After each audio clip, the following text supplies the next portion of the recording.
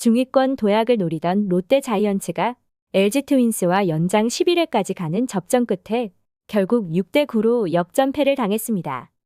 경기 초반 롯데의 호재가 연달아 찾아오며 이번에야말로 LG를 이길 수 있을 줄 알았습니다. 1회 모처럼 선발로 복귀한 황성빈의 2루타와 윤동희의 적시타로 간단하게 선취점을 뽑았고 이후 레이에스의 좌전안타로 1-4-1, 2루 기회를 잡으며 타석에는 손호영이 들어섰는데요.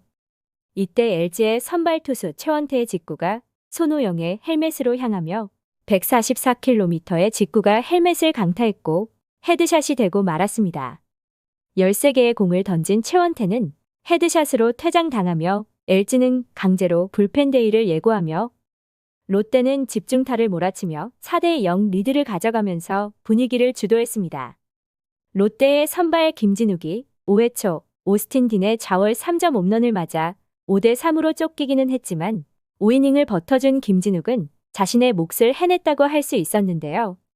문제는 이후부터였습니다. 예기치 못한 불펜데이에도 불구하고 롯데 타자들이 LG 투수들을 전혀 공략하지 못했고 1회 4득점 이후 상대 마운드를 제대로 공략한 이닝이 보이지 않으며 무기력한 모습을 보였습니다. 결국 7회 한현희와 진해수가 무사 1, 3루 위기를 자초한 뒤 오지환에게 희생플라이를 내주며 5대4로 추격을 당하며 결국 8회 1-4-2루에서 LG 신민재에게 동점 적시타를 얻어맞았고 구승민과 김강현 등 다양한 불펜 조합을 시험한 김태형 감독이었지만 결국 5대5 동점을 만들게 됐는데요.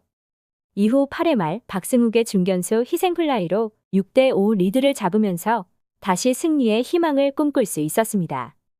이제 마무리 투수 김원중이 나오며 희망을 부풀었지만 김원중이 또다시 무너지고 말았습니다. 선두타자 오지환을 삼진 처리할 때까지만 해도 좋았는데 이후 오스틴과 문보경에게 연속 볼넷을 내줬고 1-4-1, 2루 위기에서 박동원을 삼진으로 속간했지만 2-4-1, 2루에서 대타 구본혁에게 동점 적시타를 얻어맞으며 결국 연장으로 흘렀는데요.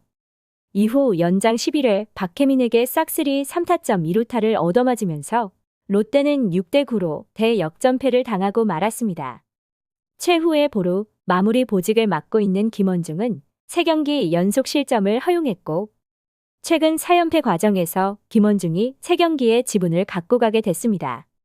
김원중이 마무리 보직을 맡은 2020년 이후 3경기 연속 실점을 허용한 것은 2020년 이후 4년 만이며 마무리 투수로 확실하게 연착륙했고 롯데 구단 최다 세이브를 기록한 투수로 성장했는데요. 마무리 투수로서 정상급 기록을 갖게 됐고 올 시즌 이후에는 FA 자격을 얻게 되면서 FA 시장에서 큰 인기를 얻을 것이라는 기대치가 높았지만 이제는 그 기대감이 점차 사라지고 있습니다. 당장 김원중이 없으면 불펜이 무너지는 롯데를 비롯해 불펜이 불안한 팀들이 군침을 흘릴 만큼의 성적을 냈지만 올 시즌 김원중은 불안한 모습을 보이면서 스스로의 가치를 깎아내리고 있는 것만은 확실합니다. 4번의 블론 세이브에 5패를 당했고 마무리 투수지만 이닝당 출루 허용은 1.44에 달하고 있으며 기복이 심해 안정감마저 떨어지고 있습니다. 멀티이닝 경기는 11번으로 커리어 최다로 향하고 있지만 2연투도 7차례에 불과하고 3연투는 한 번뿐입니다.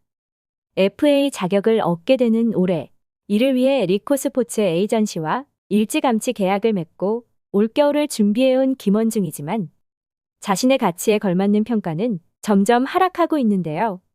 벌써부터 야구 커뮤니티 등에서는 김원중에 대한 볼멘 소리가 많이 나오고 있고 특히나 그 어떤 팀보다 야구를 사랑하는 롯데 자이언츠 팬들은 김원중에 대한 가치 하락에 큰 목소리를 내고 있습니다.